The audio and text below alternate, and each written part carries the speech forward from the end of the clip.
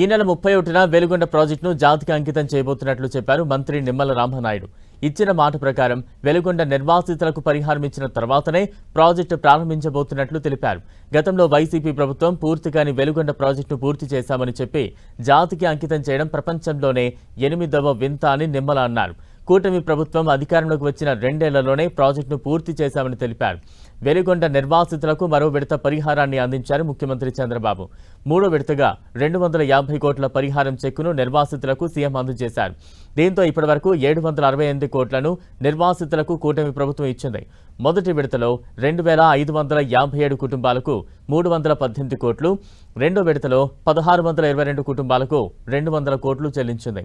మూడో విడతగా ఈ రోజు 2027 కుటుంబాలకు 250 కోట్ల పరిహారాన్ని రాష్ట్ర ప్రభుత్వం అందజేసింది. ఇప్పటివరకు మొత్తం 6206 కుటుంబాలకు 768 కోట్ల మేర పరిహారాన్ని ముఖ్యమంత్రి పంపిణీ చేశారు. దీంతో దాదాపు 85% మేర R&R పూర్తయింది. వెలుగొండ ప్రాజెక్టు మొదటి దశను త్వరలోనే కూటమి ప్రజా ప్రభుత్వం ప్రారంభించనుంది. దగ్గర 30,000 ఎకరాలు పైబడి ల్యాండ్ ఎక్విజిషన్ చేసినటువంటి పరిస్థితి ఈ యొక్క వెలుగొండ ప్రాజెక్టుకి సంబంధించి first phase and second phase. అందులో భాగంగానే ఈవేళ R&Rకి సంబంధించి చూస్తే 11 ముంపు గ్రామాలుంటే మరి 7,321 మంది అక్కడ నిర్వాసితులను PDF ఫ్యామిలీని గుర్తించాం. అందులో సెల్ఫ్ ఇల్లు కట్టుకునేటువంటి వాళ్ళు 3,962 మంది, అదేవిధంగా వన్ టైం సెటిల్మెంట్ కింద 3,359 మంది. ఈ రకంగా ఆ 7,321 మందికి సంబంధించి మీరు చూశారు.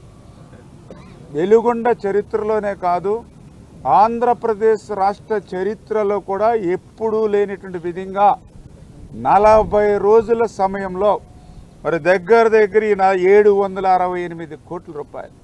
ఫస్ట్ ఫేజ్ కింద 318 కోట్ల రూపాయలు, సెకండ్ ఫేజ్ కింద 200 కోట్ల రూపాయలు, థర్డ్ ఫేజ్ కింద మళ్ళీ ఈరోజు 250, 768 కోట్ల రూపాయలు 40 రోజుల్లో ఇచ్చినటువంటి ప్రభుత్వం కూటమి ప్రభుత్వం, చంద్రబాబు నాయుడు గారు అనేటువంటి విషయం.